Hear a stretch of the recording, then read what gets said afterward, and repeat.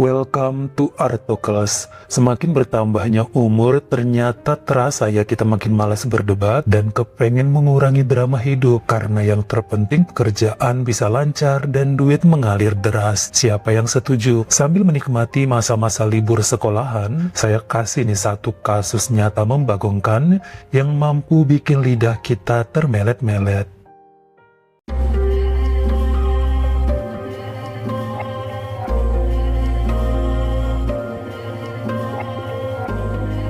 Segala urusan dipermudah dialami oleh Dewi Sulastri yang lahir dan menikmati masa SD di wilayah Mojosongo, Kabupaten Boyolali, Jawa Tengah. Masa SMP sampai lulus SMA berada di kota Surabaya, dan setelah lulus kuliah akuntansi D3 pada 2014, Dewi membekali diri belajar bahasa asing serta keterampilan lain, lalu berangkat ke kota Manila di Filipina guna bekerja pada perusahaan retail. Tahun 2015 dia ke sana dan cukup menikmati pengalaman kerja yang luar biasa. Bahkan saking cantiknya sekalian juga ikut casting di beberapa iklan internet dan foto untuk katalog pakaian di wilayah tersebut. Salah satu teman Dewi bernama Yemi Mamarentes sering membantunya dalam masalah keuangan dan karir.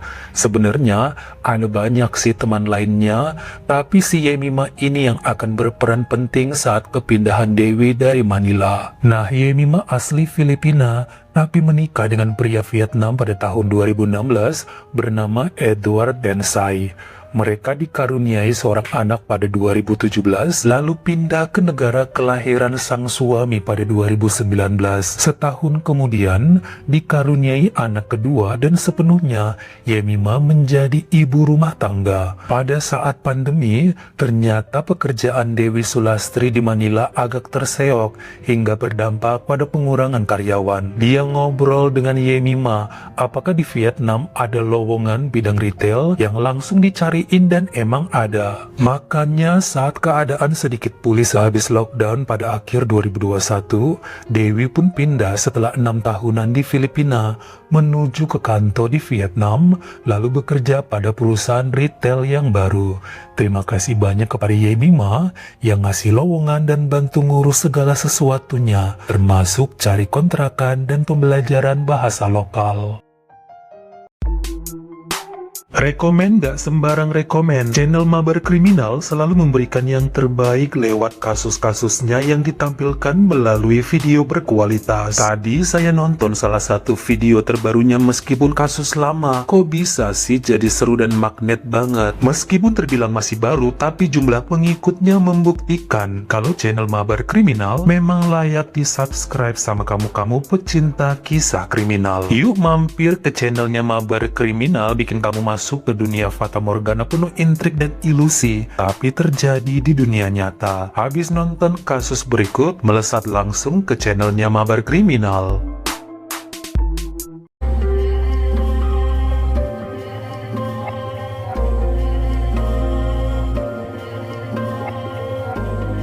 Mulai bisa beradaptasi dengan orang-orang di kantor dan kinerjanya juga sangat baik, membuat Dewi seperti menjadi idola baru bagi siapapun yang mengenalnya. Tahun 2022 saat usianya sudah 30, akhirnya punya kerja sampingan sebagai brand ambassador merek skincare dan sering live di marketplace, serta afiliator produk kulit lainnya. Beberapa kali dia gagal menjalin hubungan dengan pria, namun berpikir bahwa 3 atau 4 tahun ke depan bakalan balik ke Jawa Tengah dan menikah sama cowok asli Indonesia yang seiman, karena susah-susah gampang ya mendapat kekasih yang agamanya sama di Vietnam. Circle-nya hampir nggak ada yang seiman. Kenyataannya sejak Februari 2023 malah suaminya Yemima, yaitu Edward, mulai sering kirim pesan untuk ngajakin nongkrong, minum, atau nonton bioskop tanpa sepengetahuan Yemima.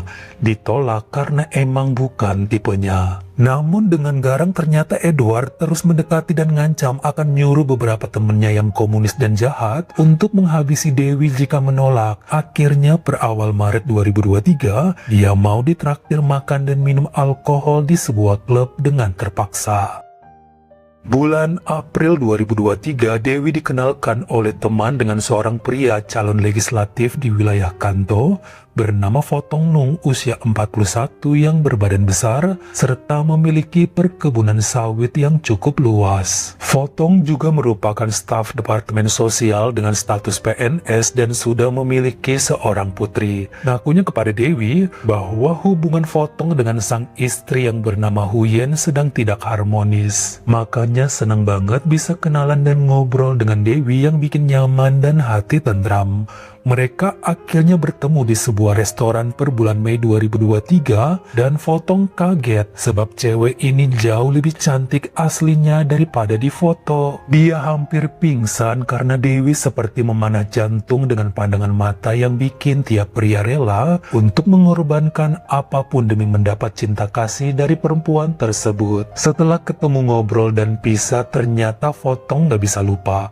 Selalu terbayang dengan wajah Dewi yang diajakin lagi ketemuan, tapi selalu saja gadis itu menolak karena emang waktunya belum pas. Kan dia kerja. Lah berapa sih gaji Dewi? Sini saya gantiin, pikirnya. Tanpa banyak bacot, lelaki berdengkul hitam tersebut langsung mentransfer uang 20 juta dong untuk jajan Dewi atau sekitar 12 jutaan rupiah. Pokoknya harus habis duit segitu dalam 1 minggu. Perempuan ini sempat ketawa ya karena uang segitu mah 3 hari juga nggak cukup. Kok kesannya udah banyak banget. Maka besokannya ditransfer lagi jumlah yang sama hingga bikin Dewi kalap dan mulai suka minta-minta hal lainnya. Per awal Juni 2023, Fotong ngebeliin handphone baru untuk gadis itu dan janji akan dikasih berlian yang super bagus, bahkan lebih mahal dari yang dimiliki istrinya jika Dewi mau nemenin nginap di Victoria Resort selama 3 hari. Dan hal ini pun diwujudkan. Ternyata cuma ditransfer uang aja. Berliannya menyusul, tapi Fotong janji dia tidak berbohong. Sebenarnya si Fotong inilah pria pertama yang menikmati keperawanan Dewi dan dia tidak merasa nyesal karena uang yang sudah dikeluarkan lelaki tersebut jumlahnya melampaui ekspektasi. Lagian setiap kali bercinta atau ngobrol secara jujur, Fotong berjiwa lembut, humoris tidak pemarah, serta dewasa bikin nyaman. Orang bilang tampangnya gardam kayak T-Rex, padahal mah cakep kok kalau dilihat dari dekat. Jika memang hubungan Fotong tidak harmonis dengan sang istri seperti yang diceritakannya, ya Dewi rela menjadi pendampingnya karena duitnya banyak. Itulah yang terpenting saat ini, nggak munafik lah. Umur udah 31, masa iya nyari suami yang lebih muda dengan rekening pas-pasan? Milih yang sultan lah biar bisa bangun istana nanti di kampung halaman. Sementara di kesempatan lain ternyata Edward ngajak bertemu dan memadu kasih. Dia juga menawarkan sejumlah uang tapi ditolak sama Dewi. Per hari Selasa tanggal 11 Juli 2023 malam, Edward mendatangi kontrakan cewek tersebut karena sedang konak dan kalau nggak dilayanin, maka akan memanggil kawan-kawannya yang preman buat mukulin Dewi. Kali ini perempuan tersebut nggak takut dan menolak permintaan Edward. Dia sudah punya pacar yang bakal menghajar pria itu dan teman-temannya. Lagian uang yang ditawarin juga dikit. Bahkan Dewi mengancam balik akan lapor kepada polisi dan Yemima. Edward ngamuk dan memukul wajah perempuan itu lalu kabur dari sana.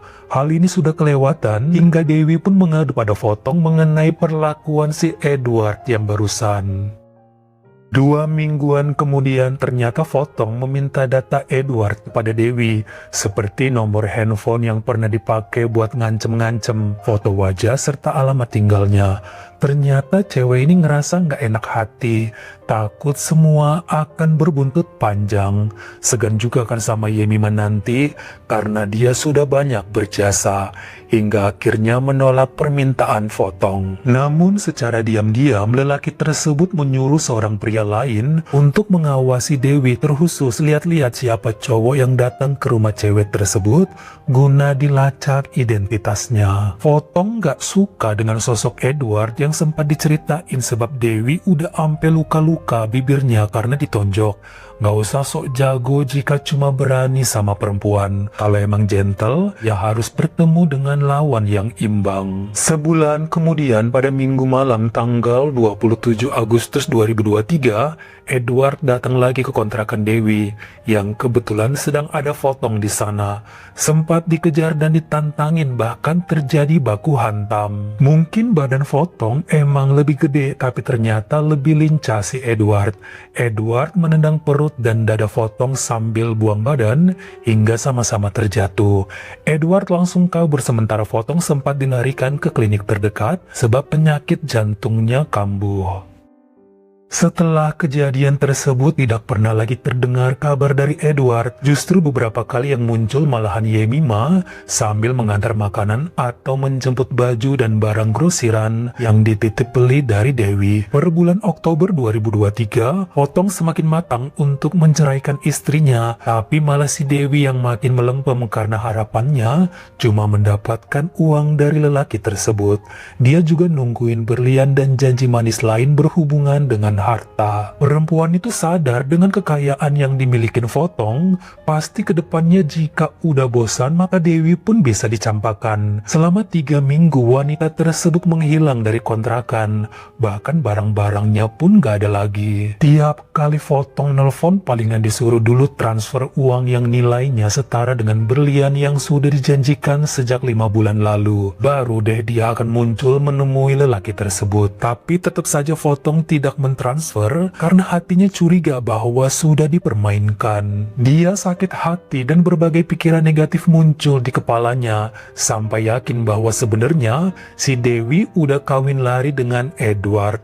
Pasti mereka ada main dan cuma mengejar uang semata. Dibutakan oleh rasa cemburu sekaligus cinta, ternyata bikin Fotong mulai gak bisa berpikir jernih. Apalagi selama 2 hari, nomor handphone Dewi gak bisa dihubungin. Langsung kemana-mana pikirannya mengira kekasih gelapnya tersebut pasti sudah kawin lari sama Edward. Dia lakukan investigasi sendiri sampai akhirnya dapat alamat rumah Edward dan mendatangi kediaman Yemima pada Rabu malam sekitar pukul 9 di tanggal 8 November 2023. Dalam keadaan sedikit mabuk, Fotong bertemu dengan Yemima dan suaminya langsung berteriak nanyain di mana keberadaan Dewi saat ini. Pasangan itu cuma bisa diam lalu menyuruh lelaki bongsor tersebut masuk, duduk dulu di ruang tamu mereka, ceritain ada apa dan kenapa mencari Dewi sebab Yemima dan sang suami pun gak tahu di mana perempuan itu berada. Fotong makin emosi lalu menjerit, "Kau tanya apa yang sudah dilakukan suamimu pada Dewi? Jangan pura-pura lugu." Mendadak Fotong pun berdiri lalu mengeluarkan senpi dari pinggang celana belakang dan melepas timah panas ke kening Edward di hadapan istrinya. Satu letusan langsung membuat lelaki berusia 36 tahun tersebut ambruk. Yemima berteriak keras sambil lari menuju kamar takut diserang juga. Dia mengunci dirinya sembari memeluk kedua putrinya, kemudian membuka jendela dan menjerit meminta pertolongan. Fotong pun disergap beramai-ramai oleh warga saat akan masuk ke mobil dan langsung dibawa ke kantor polisi yang ada di Jalan Katsmantang. Sementara Edward sudah kehilangan nyawa seketika saat terkena peluru tadi.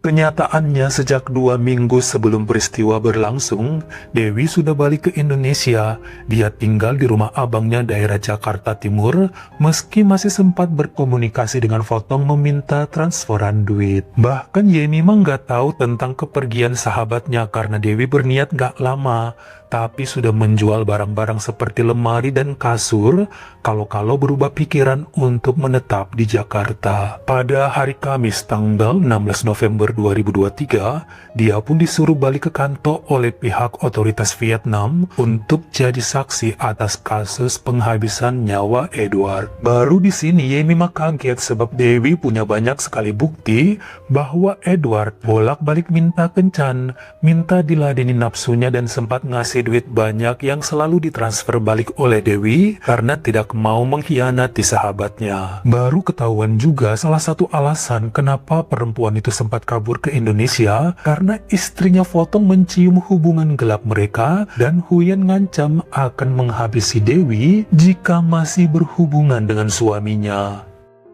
Fotong pun ngaku di pengadilan dia sudah bucin sama Dewi dan hambar dengan sang istri. Hilangnya si kekasih gelap menimbulkan berbagai macam pemikiran negatif karena terbutakan rasa sayang.